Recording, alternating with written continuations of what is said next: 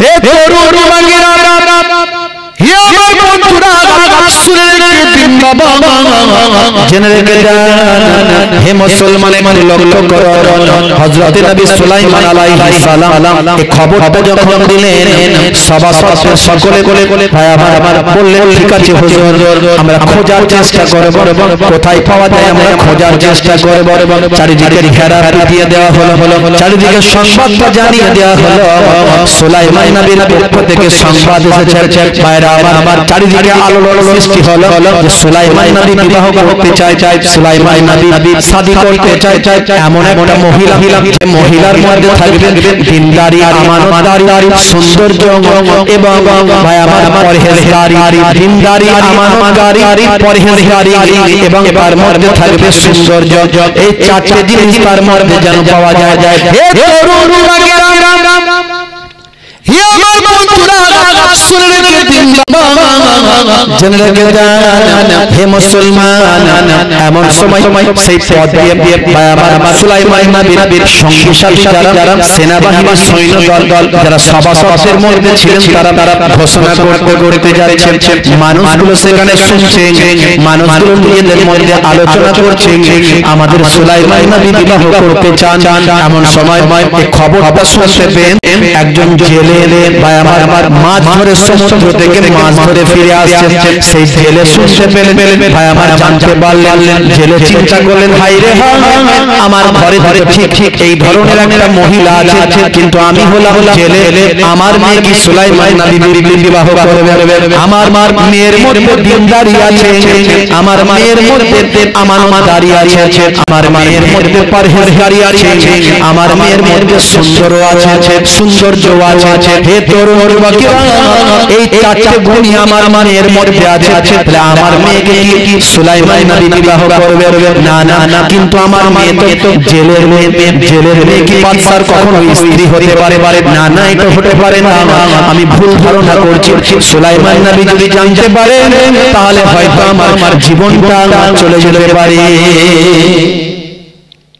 একটু ভাবুন, চিন্তা করুন মুসলমান, আমার আল্লাহ কিভাবে দোয়া কবুল করে, আমার আল্লাহ কাকে কিভাবে কবুল করে, কোন জায়গায় থেকে কোন জায়গায় নিয়ে যান। সুলাইমান নবী খবরটা বাড়িতে নিয়ে গেলেন, ওই জেলে তার স্ত্রীর কাছে গিয়ে বললেন, জানো আজকে একটা খবর শুনলাম। বলে কি খবর? না এই খবর, সুলাইমান নবী তিনি বিবাহ করবেন, খবর শুনলাম, তবে যে কটা এমন মেয়ে তিনি পছন্দ করছেন, সেই সব গুণগুলি কিন্তু আমার মেয়ের মধ্যে আছে। তার স্ত্রী বলল, কি বলছো, চুপ করো, এসব কথা বলো না, বাইরে জানলে অসুবিধা আছে। কোথায় সুলাইমান নবী আর কোথায় তোমার মেয়ে জেলের মেয়ে? তুমি এসব কথা বলছো কেমন করে? আর বলো না। ভাইরা আমার, ইতিমধ্যে তার মেয়েও জানতে পারল যে সুলাইমান নবী একটা দিনদার মহিলাকে বিবাহ করতে চায়। তখন তিনি চিন্তা করলেন, ওই মহিলা যে আমার মধ্যে তো সব কটা গুণই আছে, সুলাইমান নবী যেমন চাইছেন তেমনই তো আমার মধ্যে আছে, কিন্তু আমি তো জেলের মেয়ে, এটা কি হবে? কখনো হতে পারে না হয়তো। তবে আমি দোয়া চাই, আল্লাহ সুলাইমান নবীর কথা যখন শুনেছি, তো সুলাইমান নবীর স্ত্রী হিসেবে আমাকে কবুল করে নাও।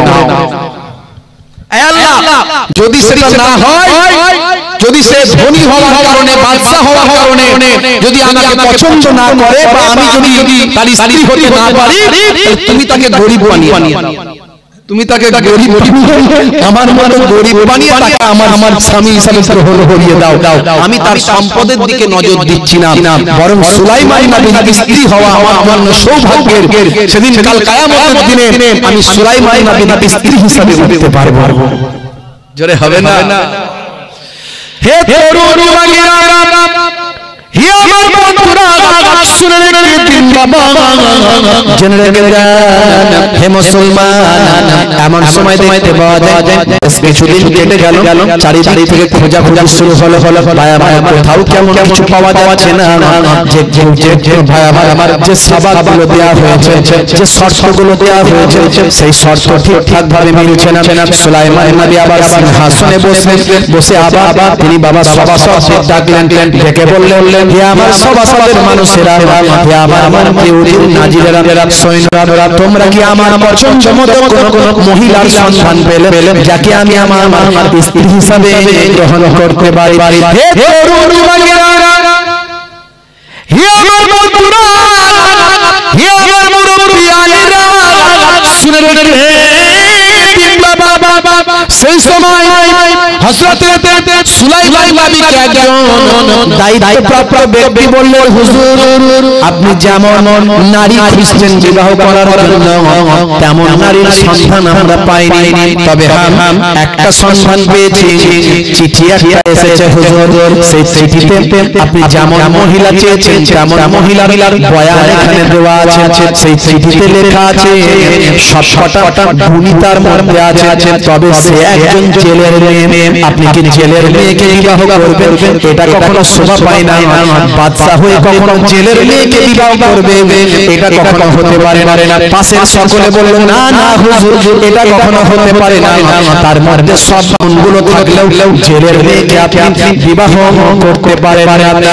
হে তরুণ ভাইয়েরা, হে আমার বন্ধুরা, সুলাইমান নবী সেই চিঠিটাকে নিয়ে সেই সময় সকলের মাঝখানে ছিঁড়ে ফেললেন। এই ছিঁড়ে ফেলাটাকে আমার আল্লাহ মোটেও পছন্দ হলো না। বন্ধুরা আমার, তরুণ ভাইয়েরা আমার, হে আমার মুরব্বি আলীরা, শুনে রেখে দিন বাবা, হযরত নবী সুলাইমান আলাইহিস সালাম বাইরা তরুণ ভাইয়েরা যখন ওই বায়ামা মক্কার পরহেজগার দিনদার আল্লাহর নেক বান্দি তার চিঠিখানা যখন ছিঁড়ে ফেললেন, ছিঁড়ে ফেলার সঙ্গে সঙ্গে আমার আল্লাহ নারাজ হয়ে গেলেন। হে তরুণ ভাইয়েরা, ওদিকে হযরত সুলাইমান নবীর একজন শত্রু ছিল, একজন বদমাইশ জিন ছিল সুলাইমান নবীর শত্রু। সে সুলাইমান নবীর উপর ঈর্ষা করত আর মনে মনে চিন্তা করত, যদি কোনো সময় সুযোগ পাই সুলাইমান নবীর জায়গাতে যদি আমি বসতে পারি, যদি সুলাইমান নবীর সিংহাসনে আমি বসতে পারি, সুলাইমান নবীর ক্ষমতা যদি আমি লাভ করতে পারি, এটা সে সন্ধান করতে এবং চেষ্টা করত। সুলাইমান নবীর হাতে একটা আংটি ছিল, সে আংটিতে আল্লাহ মুজিজা দিয়েছিলেন। এই আংটির বদৌলতে সারা পৃথিবীকে তিনি কন্ট্রোল করতে পারবেন। এই মুজিজা আংটিটা ভাই আমার তুলে নেবার, খুলে নেবার, নিয়ে নেবার সন্ধান করতে ওই বদমাইশ জিনটা। হে তরুণ ভাইয়েরা, হযরত নবী সুলাইমান আলাইহিস সালাম একবার তিনি তার এক সঙ্গীকে বললেন, বাবা আংটিটা একটু রাখো, আমি একটু বাথরুম টয়লেটে যাই। এই বলে তিনি আংটিটা খুলে দিয়ে গেলেন। ভাইরা আমার, সুলাইমান নবী যখন ভাই আমার চলে গেলেন একটু বাইরে, সেই সময় বদমাইশ জিনটা মনে রাখবেন জিন এবং ফেরেশতারা যে কোনো সময় যে কোনো রূপ ধারণ করতে পারে। সুলাইমান নবীর চেহারা ধরে সেই বদমাইশ জিনটা এমন সময় ওই মানুষটার কাছে এসে বলে, তাড়াতাড়ি আমার আংটিটা আমাকে ফেরত দাও। আর মনে রাখবেন একটা নকল সুলাইমান আমার মতো বেরিয়েছে, খুব সাবধান, সে আমার রাজত্ব পেতে চায়, তাকে তোমরা জব্দ করবে, তাকে তোমরা ঘিরে রাখবে এবং তাকে তোমরা শাস্তি দেবে, সে যেন আমার বিরোধিতা না করতে পারে। সে একটা নকল সুলাইমান বেরিয়েছে বাবা, সে আমার ক্ষমতা কেড়ে নিতে চায়, তাড়াতাড়ি আমার আংটিটা আমাকে ফেরত দাও। এই বলে আংটিটা ফেরত নিয়ে সুলাইমান নবীর জায়গাতে সিংহাসনে বসে যায়। ওদিকে আসল সুলাইমান আলাইহিস সালাম যখন এসে বললেন, বাবা আমার আংটিটা ফেরত দাও। কিসের আংটি? আমরা খবর পেয়েছি এটা নকল সুলাইমান, আল্লাহর নবী সুলাইমান আলাইহিস সালামের জায়গায় বসতে চায়। হ্যাঁ, তাহলে তুমি সেই নকল সুলাইমান নবীকে আঘাত করে রক্তাক্ত করে ভাই আমার একেবারে সেই নদীর ধারে ফেলে দিয়ে, সমুদ্রের ধারে ফেলে দিয়ে চলে বুঝতে পারছেন সুলাইমান নবী এত আঘাত পেয়েছিলেন যে তিনি যখন ওই জেলে মাছ ধরতে যায় সে দেখতে পেল আরে বাপ একজন সুন্দর চেহারার মানুষ সমুদ্রের ধারে পড়ে আছে ব্যাপারটা কি একটু পানি টানি দিয়ে একটু সুন্দর করে তোলার ব্যবস্থা করলো তখন তিনি উঠলে কি হবে কিন্তু তিনি যে নবী সুলাইমান আলাইহিস সালাম তিনি যে পয়গম্বর সব তিনি ভুলে গেলেন সব তিনি ভুলে গেলেন হে তরুণ যুবকেরা হে আমার বন্ধুরা শুনে রেখে দিন বাবা জেনে রেখে দেন হযরত নবী সুলাইমান আলাইহিস সালাম তখন তিনি সমুদ্রের ধার থেকে তুলে তাকে একটু পানি দিয়ে সুস্থতা করার চেষ্টা করলেন কোথায় বাড়ি বাবা কি পরিচয় সবকিছু তিনি ভুলে গেছেন সুলাইমান নবীকে নিজের বাড়িতে নিয়ে আসলেন ভাইরা আমার বাড়িতে নিয়ে এসে যত্ন করলেন লালন পালন করলেন ট্রিটমেন্টের ব্যবস্থা করলেন কয়েক দিনের মধ্যে তিনি সুস্থ হয়ে গেলেন কিন্তু পুরানো কথাটা সব ভুলে গেল পুরানো কথাটার কিছু মনে নাই তিনি নামাজি ইবাদত পরহেজগারি তার অনেক ভাইরা আমার সুলাইমান নবী সেইভাবে জীবন যাপন করেন ওই জেলেও ছিলেন একজন ঈমানদার জেলের বড় পছন্দ হলো সুলাইমান নবীকে দেখে কিন্তু তিনি নাম বলতে পারছেন না জেলে জানে না ইনি সেই সুলাইমান নবী আর সুলাইমান নবীর মনে নাই যে জেলের মেয়ে চিঠি দিয়েছিল সেটা এই বাড়িতে আল্লাহর কুদরত রোজা বড় ভাই আমার আল্লাহ কাকে কোন জায়গায় নিয়ে যেতে পারেন একটু তার উদাহরণ আমি আপনাদের মাঝখানে দিচ্ছি আজ আপনি ধনী আছেন কাল ফকির হতে পারেন রাস্তায় যে ভিখারি হয়ে যাবেন তার গ্যারান্টি নাই এই জন্য সায়ে দুষ্ট অনাথ কাঙ্গাল ভিখারিকে কখনো কষ্ট দেবেন না ভাইরা আমার তরুণ যুবকেরা আমার কোন সময় কাউকে ছোট করবেন না তুচ্ছ করবেন না কাউকে অপমান করবেন না কাউকে অপদস্থ করবেন না কারণ আজকে আপনার যে অবস্থা আছে কাল তার মতো অবস্থা আপনার হয়ে যেতে পারে আপনার না সে অবস্থায় পরিণত হতে বেশিক্ষণ সময় আল্লাহর লাগবে না হে তরুণ যুবকেরা হে আমার বন্ধুরা হযরত নবী সুলাইমান আলাইহিস সালাম সেই সময় কয়েকদিন পরে যখন সুস্থ হলেন ওই ছেলে যখন বললেন বাবা ছেলে তুমি তোমার বাড়ি ঘর মতো জানো না কোথায় তোমার স্মৃতি শক্তি সব লোপ পেয়েছে এখন তুমি অনেক পরহেজগার অনেক নামাজি অনেক খোদাভীরু অনেক ভালো ছেলে বলে আমার মনে হয় আমার একজন জেলের আমার একজন মাছ ধরার জন্য আমার একজন সঙ্গীর দরকার তুমি কি আমার সঙ্গী হতে পারো আমি তোমাকে মাসিক 200 রিয়াল 200 টাকা আমি তোমাকে দেব মাসে 200 টাকা 200 রিয়াল 200 স্বর্ণ মুদ্রা আমি তোমাকে দেব 200 টাকা আমি তোমাকে দেব মাসে তোমার মজুরি দেব আর যতদিন পর্যন্ত তোমার অসুবিধা না দূর হয় ততদিন তুমি আমার কাছেই থাকতে পারো এক বছর কেটে গেল সুলাইমান নবী এক বছর ওদিকে হয়ে গেছে ওদিকে রাজত্ব করছে একজন বদমাইশ জিন সমাজের অবস্থা খুব খারাপ অরিজিনাল সুলাইমান নবী যতদিন রাজত্ব করেছে ততদিন দেশের বিরাট উন্নয়ন দেশের অনেক ভাই আমার মানুষ সুখে থেকেছে আরামে থেকেছে মানুষ আনন্দে থেকেছে কিন্তু এখন বদমাইশ জিন রাজত্ব করছে ভাই আমার সে অরিজিনাল ভাবে ভালো কাজ করতে পারছে না এর ফলে সমাজের মানুষ অসন্তুষ্ট সমাজে ক্ষতি সমাজে দুর্নীতি সমাজে অন্যায় সমাজে অত্যাচার ব্যভিচার সমাজে অপরাধ সমাজের মানুষ কষ্টের মধ্যে আছে নিজেদের মধ্যে বলাকওয়া করছে একদিন একটা জিন ভালো জিন সুলাইমান নবীর ভক্ত ছিল সেই জিনটা শুনতে পেল যে এই রকম সমাজে পরিস্থিতি চলছে সে তখন ভাবলো ব্যাপারটা কি অরিজিনাল সুলাইমান নবী তো এরকম কোনদিন করবেন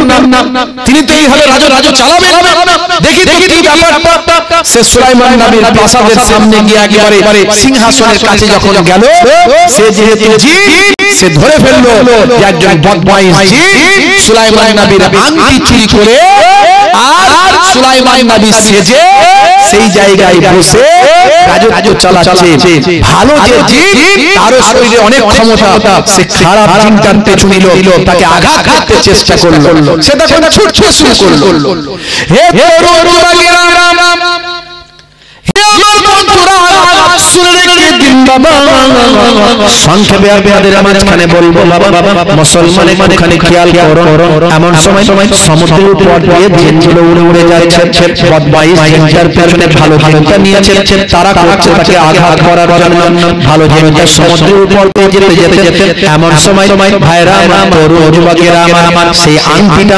সমুদ্রে পড়ে গেল ওই খারাপ জিনটার হাত থেকে আংটিখানা খুলে সমুদ্রে পড়ে গেল সমুদ্রে একটা বড় মাছ সে আংটিটা নিজের পেটেতে স্থান দিল। হে তরুণ যুবকেরা এদিকে অরিজিনাল সুলাইমান নবী 1 বছর হয়ে গেছে 1 বছর পরে ওই জেলে ঠিক করল আমার মেয়ের বিবাহ করতে হবে আমার মায়ের বিবাহের সময় হয়ে যাচ্ছে উপযুক্ত আর দেরি করতে চাইছি না 1 বছর ধরে যে ছেলেটিকে দেখছি এই ছেলেটির সঙ্গে যদি আমার মেয়ের বিবাহ দেওয়া হয় কেমন হবে নিজের স্ত্রীর সঙ্গে পরামর্শ করলাম স্ত্রী বলল খুবই ভালো হবে দেখো তার মতামত নাও ওই ছেলে কি আমার মেয়েকে বিবাহ করতে চায় এমন সময় ভাইরা আমার হযরত সুলাইমান আলাইহিস সালাম তো তিনি চেনেন না সুলাইমান নবী এটা জেলের বাড়ির সেই মেয়ের ইতিহাস তার মনে নাই ভাইরা আমার তরুণ যুবকেরা এমন সময় সুলাইমান নবীকে ভাই আমার ছেলে বলল বাবা ছেলে একটা বছর তুমি আমার কাছে আছো আমাদের কি তোমার কেমন মানুষ মনে হয় বলে খুবই ভালো মানুষ আপনারা পরহেজগার আপনারা খোদাভীরু আপনারা নামাজি আপনারা দিনদার বলে বাবা তোমার মধ্যে আমরা অনেক দিনদার নামাজি পরহেজগার খোদাভীরু অনেক কিছু লক্ষ্য করেছি বাবা ছেলে তোমাকে আমাদের পছন্দ হয়েছে আমাদেরকে কি তোমার পছন্দ হয় বলে নিশ্চয় আপনাদেরকে আমার পছন্দ ভালো লাগে আপনাদের ভাই আমার ইমানদারকে পছন্দ করবে বেঈমানকে পছন্দ করবে দেখবেন মাতালে বিরাট বন্ধুত্ব আছে না মাতালের সঙ্গে নামাজির কোনো বন্ধুত্ব নাই নামাজি মানুষকে দেখলে সে মুখ ঘুরিয়ে চলে যায় আবার মাতালে বিড়িখোর সিগারেট চালায় তারপর বাকি টানটাও চালায় আছে না আখিরি জামানা ভাইরা আমার মুসলমানের ছেলে এখন শাহরুখ খান সালমান খানের ভক্ত আপনি চিন্তা করবেন না বেশি টেনশন করে ফেলেছেন টেনশন করবেন না ভাইরা আমার তরুণ যুবকেরা আমার মুরব্বিয়ানিরা আমার সিগারেট খোরের বন্ধু ইয়ান মারে ও বাকি বারাকান মারে আছে না নাই এই তো জানুয়ারি মাস যাচ্ছে ডিসেম্বর মাস যাচ্ছে ছেলেরা এখানকার ছেলেরা সব ভালো এরা পিকনিক করতে যায় না কি যায় নাকি ওরে বাপ রে বাপ ডিজে বাজিয়ে পিকনিক করে আবার সেখানে গিয়ে ডিজে চালিয়ে নাচ করে সিগারেট বিড়ি তো খায় তার সঙ্গে লাল পানিও চালায় বাইরে চলে যাচ্ছে আখেরি জামানা মুসলমান ঈমান নষ্ট করে ফেলবেন না বাপ হাত জোড় করে বলি নামাজ ছেড়ে দেবেন না নামাজের সময় হলে নামাজটা ছেড়ে দেবেন না নামাজ আপনাকে বিভিন্ন অন্যায় থেকে বাঁচাতে পারে কারণ আল্লাহ কোরআন বলে দিয়েছে ইন্নাস সালাতা তানহা আনিল ফাহশাই ওয়াল মুনকার নিশ্চয় নামাজ তোমাকে অশ্লীলতা ও অন্যায় থেকে দূরে সরিয়ে দেয় জয় বলে সুবহানাল্লাহ নামাজ তোমাকে দূরে সরিয়ে দিতে পারে একমাত্র অন্যায় থেকে বাঁচাবে নামাজ আপনি যদি নামাজি হয়ে যান 5 ওয়াক্ত নামাজি হয়ে যান দেখবেন পাপ অন্যায় আপনার কাছ থেকে সরে চলে গেছে আরেকটা সুন্নাত সেটা হলো মুখের দাড়ি আমি অনেক সুন্নতের কথা বলি ইন্টারনেটে আছে দেখবেন সব সুন্নতকে এবং আল্লাহর নির্দেশগুলোকে কোরআন মাজিদের নির্দেশগুলোকে রাসূলের সুন্নতগুলোকে বর্তমান সময়ের সঙ্গে কম্পেয়ার করে বলার চেষ্টা করি বিরাট সব জানতা মহাপণ্ডিত নয় কিন্তু চেষ্টা করে যুব সমাজকে আকর্ষণ করার চেষ্টা করি আলহামদুলিল্লাহ অনেক যুব সমাজ হেদায়েত প্রাপ্ত হয় আমি বলি বন্ধুরা আমার আজকে আমি যে বন্টনের কথা বললাম ওয়ারিস বন্টন আপনার এই বন্টনের কথা আজকে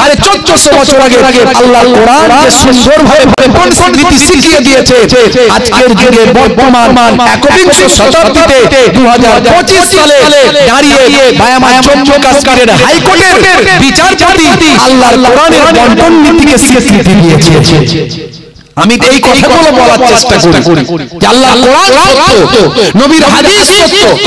আমি অনেক উদাহরণ দিয়েছি, শুনলে বুঝতে পারবেন। মুসলমান সেই নবীর সুন্নতগুলোর মধ্যে সবচেয়ে বড় সুন্নত মুখের দাড়ি।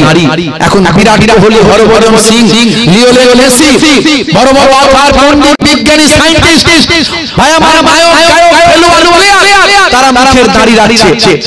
আপনি বড় দাড়ি রাখতে লজ্জা লাগে, আমি বলি something is better than nothing. অল্প আপনি রাখুন, ছোট হলেও রাখুন, কিন্তু তারা রেখে ফ্যাশন মনে করে, সুন্দর মনে করে আপনি রাখবেন নবীর সুন্নত মনে করে। হতে পারে আজকে আপনার ছোট দাড়িটা নবীর সুন্নত মনে করে রেখেছেন, কালকে আপনি মারা গেছেন কিন্তু নবীর ভক্ত ভালোবাসায় সুন্নত মনে করে রেখেছেন। মারা যাওয়ার পরে মুনকার নাকির ফেরেশতা যখন বলবে মান রব্বুকা, দেখতে পাবে মুখে দাড়ি দেখা। হতে পারে ওই দাড়িটা হতে পারে নাজাতের জারিয়া। আপনি দুটো জিনিস করুন, নামাজ ছাড়বেন না, রাসূলের সুন্নাতটা মেনে চলুন। ওয়াক্তে হলো ওযু করো, মসজিদে চলো, খোদার হুকুম পালন করো, নামাজটা পড়ো। ওয়াক্তে হলো ওযু করো, মসজিদে চলো, দিনের পাঁচ ওয়াক্ত নামাজ পড়লে পাবে ভাই জান্নাত। জোরে হবে না, জোরে হবে না। ফজরের সময় হলে মসজিদে যাও তুমি চলে, থেকো না বিছানায় শুয়ে, খোদা দেন রহমত ঢেলে। আর জোরে হবে না, জোরে হবে না। মাগরিবের ওয়াক্ত আসিলে মসজিদে যাও তুমি চলে, কবরে আযাব থেকে মুক্তি প্রভু দেবে। ওয়াক্তে হলো ওযু করো, মসজিদে চলো, খোদার হুকুম পালন করো, নামাজটা পড়ো।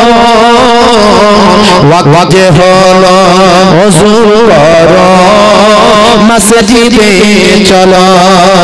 বলুন সুবহানাল্লাহ, বলুন ইনশাআল্লাহ। সকলেই নামাজি হব, হাত তুলে দেখেন ইনশাআল্লাহ। ইনশাআল্লাহ আল্লাহ দেখান। এই যারা হাত তুলছেন তারা কি নামাজি হবে না নাকি? আচ্ছা মরতে হবে না ভাই, আল্লাহ ক্যান্সার দিতে পারে না? হাত তুলবেন, নারে তাকবীর, নারে তাকবীর। কাজা হলে কাজা করবেন, কিন্তু নামাজ ছাড়বেন না। ভাই আমার, আল্লাহর রহমত হবে। দেখুন কিভাবে ইবাদতের কত শক্তি আল্লাহ দিয়েছে, ইবাদতের কত শক্তি। হযরত নবী সুলাইমান আলাইহিস সালামকে তার সাম্রাজ্য থেকে টেনে নিয়ে এসে জেলের ঘরে রেখে সুলাইমান নবীকে কোন পর্যায়ে আল্লাহ নিয়ে এসেছেন দেখেন। হে তরুণ যুবকেরা, হে আমার বন্ধুরা, হে আমার মুরব্বিয়ানিরা, শুনে রেখে বাবা জেনে রেখে দেন। এমন সময় সুলাইমান নবীকে ওই জেলে বললেন, হে বাবা ছেলে, শুনে রেখে দাও, জেনে রেখে দাও। আচ্ছা বলো তো দেখি, আমার ঘরে একটা মেয়ে আছে, তুমি কি জানো? বলে আমি তো জানি না, একটা মেয়ে আছে, আমি তো জানি না। তাই জানো না? আমরা কজন বলো? বলে আমরা তিনজন, আপনি আপনার স্ত্রী এবং আমি, তিনজন এই ঘরে থাকি। বলে না, আমরা চারজন। 1 বছর তোমার কেটে গেছে, আমার একটা মেয়ে আছে, সেই মেয়েকে একদিনের জন্য তুমি দেখো না। এটা তাকওয়া। ওই মহিলা এত তাকওয়া করতেন যে তাকওয়ার জোরে, তার ইবাদতের জোরে আল্লাহ সুলাইমান নবীকে তার সাম্রাজ্য থেকে টেনে তার জেলের বাড়িতে এসে হাজির করেছেন। হে তরুণ যুবকেরা, এমন সময় ওই জেলে বলে, শোনো, আমার একজন মেয়ে আছে, সে ইবাদতওয়ালি, পরহেজগারি, দিনদারি, আমানতদারি, দেখে একজন রূপসী, তার চেহারা কাউকে সে জীবনে দেখায়নি, তার মধ্যে এমন তাকওয়া। আচ্ছা ওই মহিলা ওই মেয়ে আমার, তাকে যদি তোমার হাতে দিই তুমি কি স্ত্রী হিসাবে গ্রহণ করতে পারো? সেই সময় আমার নবী সুলাইমান আলাইহিস সালাম বলেছিলেন, এরকম মেয়ে পাওয়া তো সৌভাগ্যের ব্যাপার, নিশ্চয় আমি আপনার মেয়েকে স্ত্রী হিসাবে গ্রহণ করতে চাই। জোরে হবে না, জোরে হবে না। বিবাহ হয়ে গেল। হে তরুণ যুবকেরা, বিবাহের পরে চলে গেলেন সুলাইমান নবী আমার তার শ্বশুরের সঙ্গে মাছ ধরতে গেলেন। মাছ ধরতে গিয়ে আল্লাহর কুদরতি ক্ষমতা, যখন মাছ ধরছেন অনেক মাছ একসঙ্গে পড়েছে, অনেক মাছ পড়েছে। সুলাইমান নবী আমার সেদিনে সুলাইমান নবীকে পাওয়ার পরে মাছ আরো বেশি পড়েছে। সুলাইমান নবী আশা থেকে ওই জেলের বাড়িতে মাছ ধরা অনেক বেড়ে যায়, অনেক সংসারে বরকত হয়। কিন্তু আজ যেন আরো অনেক বেশি মাছ পড়লো। ওই জেলে অবাক হলেন, আল্লাহ আল্লাহ, এই ছেলে অনেক কার, যে ছেলে আসার পর থেকে আমার ঘরে অনেক বরকত বৃদ্ধি হয়েছে, অনেক সম্পদ বেড়েছে, অনেক মাছ ধরা আমার বেড়ে গেছে, ইনকাম আমার বেড়েছে, ভাগ্য আমার পাল্টে গেছে। আজকে আবার বিবাহের পরে আরো যেন বেশি আমি মাছ ধরলাম। তরুণ যুবকেরা ওর মধ্যে একটা সবচেয়ে বড় মাছ পেলেন। সুলাইমান নবীকে নিয়ে জামাইয়ের জন্য মাছটা বাড়িতে নিয়ে এলেন, বাকি মাছগুলো বিক্রি করলেন, এসে নিজের মেয়ের হাতে দিলেন, মা আজকে তুমি তোমার স্বামীকে নিজে হাতে রান্না করে খাও, এই বড় মাছটা তোমার জন্য নিয়ে এলাম। এমন সময় ওই জেলের মেয়ে বড় মাছটা নিজে হাতে রান্না করবে বলেন, যখন কেটেছেন কাটার পরে ওই আংটিটা আল্লাহর কুদরতে বের হয়ে গেছে। ওই মেয়ে তখন চিন্তা করলো, আমি তো গরিব ঘরের মেয়ে, আমি আমার স্বামীকে তেমন কিছু উপহার দিতে পারিনি, আজ আমি যে আংটিটা পেলাম আল্লাহর কুদরতি ক্ষমতায় আল্লাহ পাঠিয়ে দিয়েছেন। এত সুন্দর আংটি আমি জীবনে দেখিলাম, জানো মনে হচ্ছে আংটিটা অলৌকিক আংটি। এই আংটিটা আমি আমার স্বামীকে আজকে হাতে পরিয়ে উপহার দিতে চাই। জোরে হবে না, জোরে হবে না।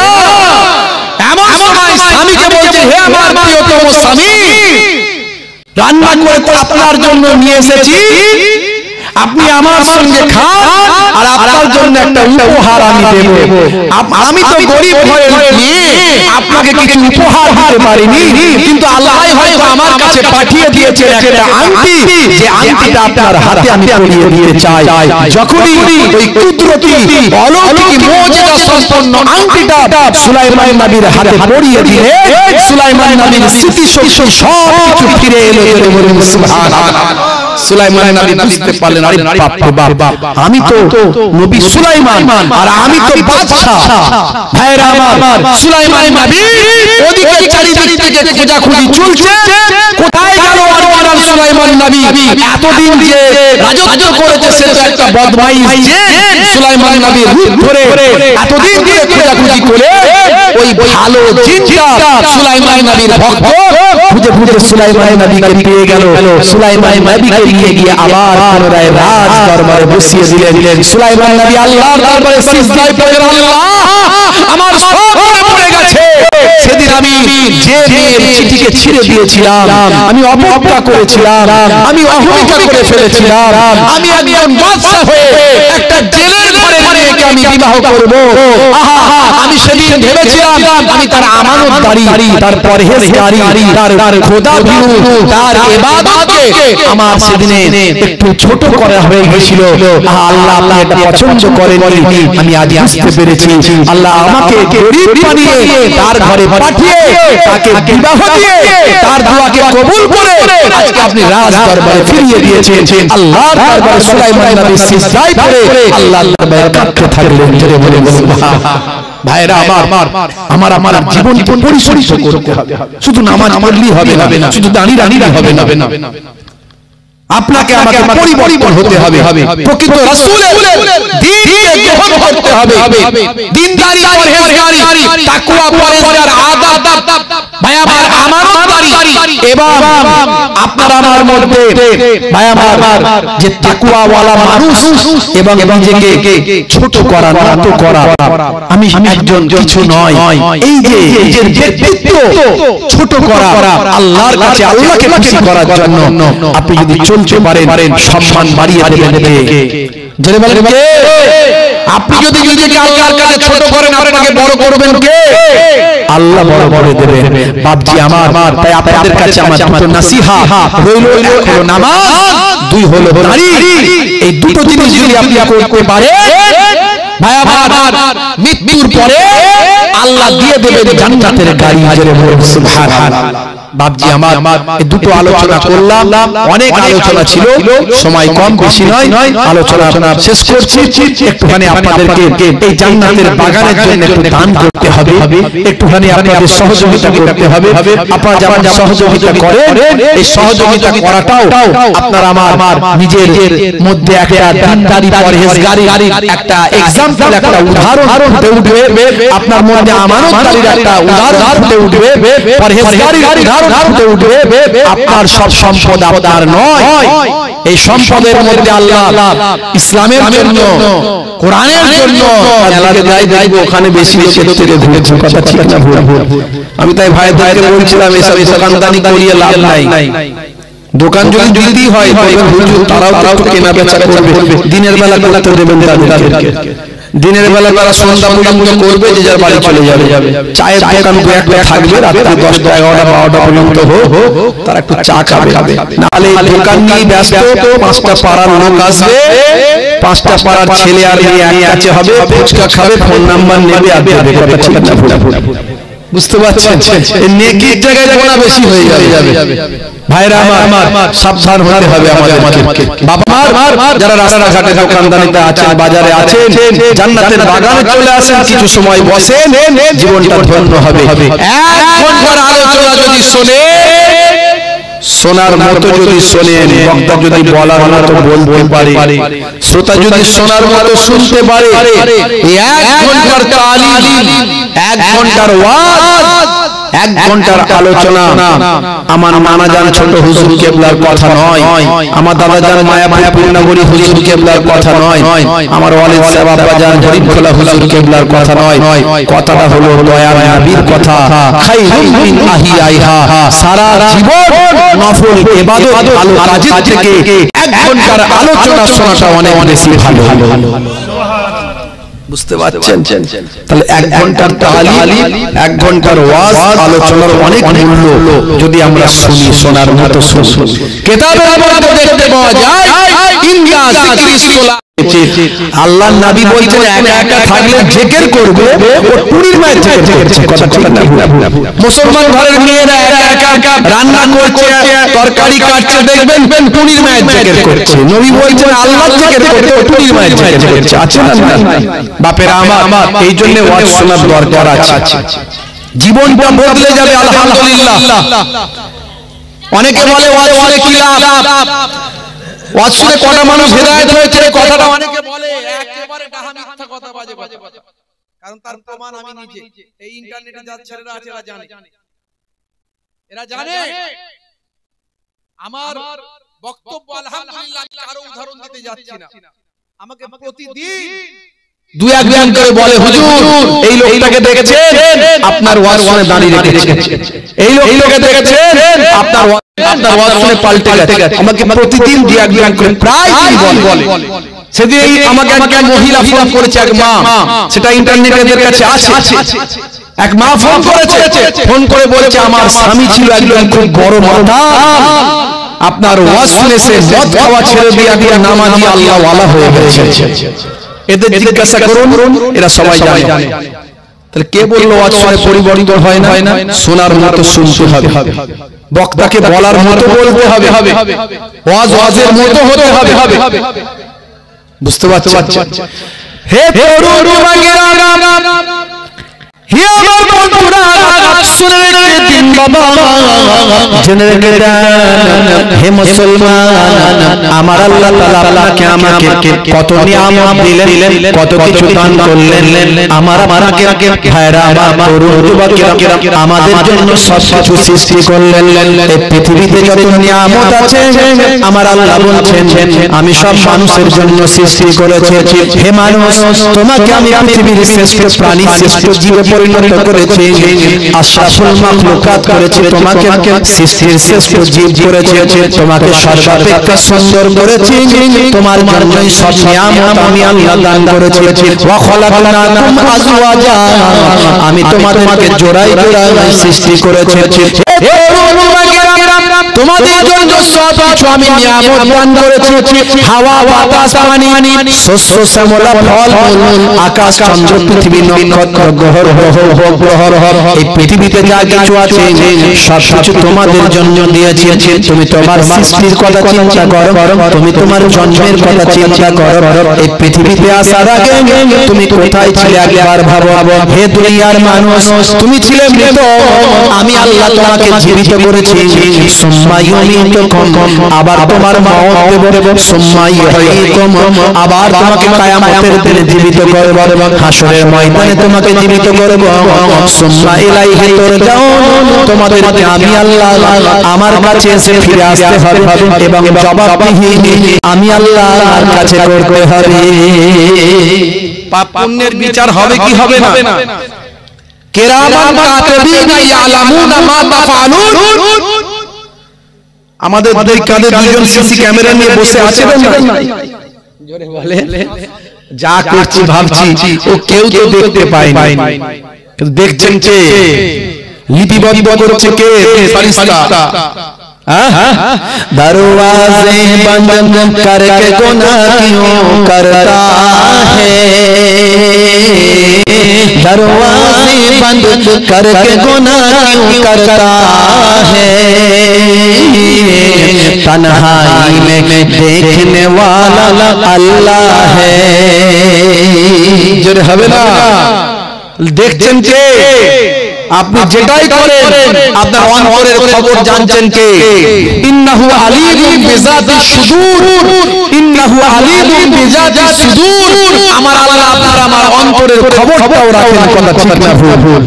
বান্দাকে আল্লাহ কত ভালোবাসেন, কত পছন্দ করেন। বান্দা, তোমার গোনা রাশি যদি আসমানের মেঘমালায় পৌঁছে যায়, লা তাকনাতু মির রাহমাতিল্লাহ, আমি আল্লাহর রহমত থেকে নিরাশ হয়ে যাও না। হে বান্দারা, হে মুত্তাকি বান্দারা, হে আমার উম্মতেরা, আমার নবীর উম্মতেরা, ইয়া আইয়ুহাল্লাযীনা আমানু তুবু ইলাল্লাহি তাওবাতান নাসুহা, তুমি অন্তর থেকে তওবা করো, আমি আল্লাহ তোমার তওবাকে কবুল করে নেব।